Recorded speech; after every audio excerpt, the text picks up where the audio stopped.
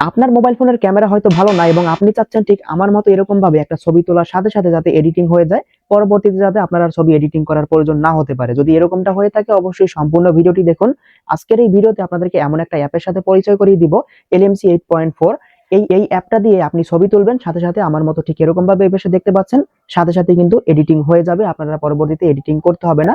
আজকের এই LMC 8.4 এই অ্যাপটা দিয়ে আপনি সত্যি অসাধারণ এবং চমৎকার কিছু ছবি তুলতে পারবেন।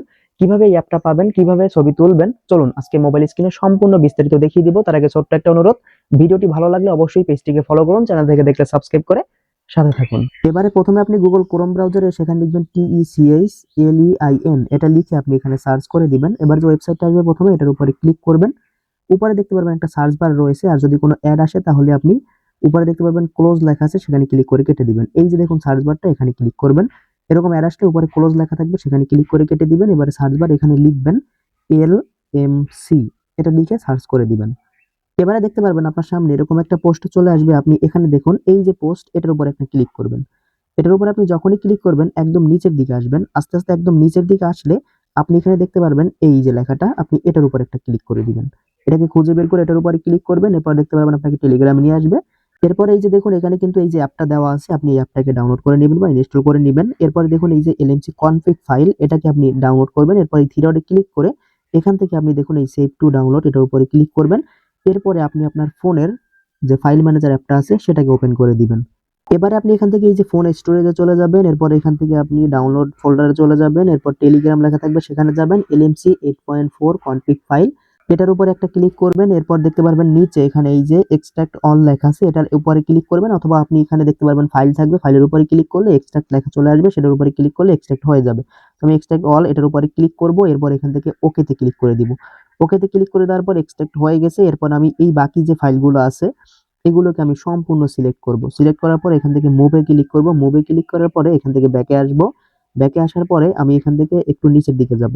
নিচের দিকে আসার পরে এই যে LMC 8.4 এরকম একটা ফোল্ডার আপনি আপনার ফাইল ম্যানেজারে দেখতে পাবেন। এই ফোল্ডারের মধ্যে এগুলোকে সব মুভ করে দিবেন। এই যে দেখুন মুভ অথবা পেস্ট করে দিবেন।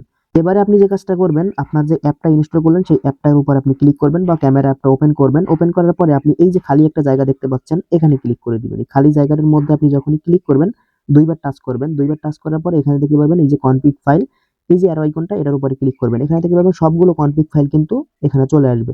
তো আপনি যে কোনো একটা কনফিগ ফাইল এখানে আপনি সিলেক্ট করবেন, ঠিক আছে। তারপর এখান থেকে ইম্পোর্ট লেখা ক্লিক করবেন।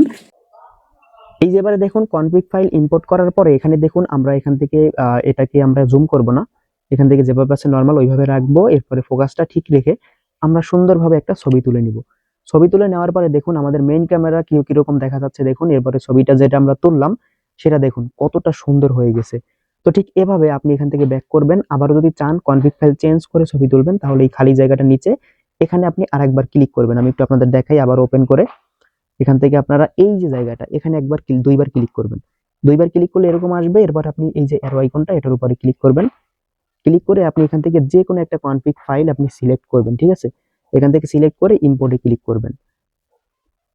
এরপরে আপনি এখান থেকে ফোকাস ঠিক রেখে এখান থেকে আপনি ছবি একটা তুলবেন। তোলার পর দেখবেন এটা কিন্তু অসাধারণভাবে এডিটিং হয়ে যাবে, ঠিক আছে। তো এভাবেই আপনি কিন্তু খুব সহজেই এই অ্যাপের মাধ্যমে অসাধারণ ছবি তুলতে পারবেন। আপনার ফোনের ক্যামেরা যদি ভালো না হয় তাহলে কিন্তু সুন্দর সুন্দর ছবি তুলতে পারবেন। যদি আজকের এই ভিডিওটি ভালো লাগে অবশ্যই চ্যানেলটি এখনই সাবস্ক্রাইব করুন, পেজটি ফলো করে সবাই সাথে থাকুন। দেখা হবে পরবর্তী নতুন ভিডিওতে। সবাই ভালো থাকবেন। আল্লাহ হাফেজ।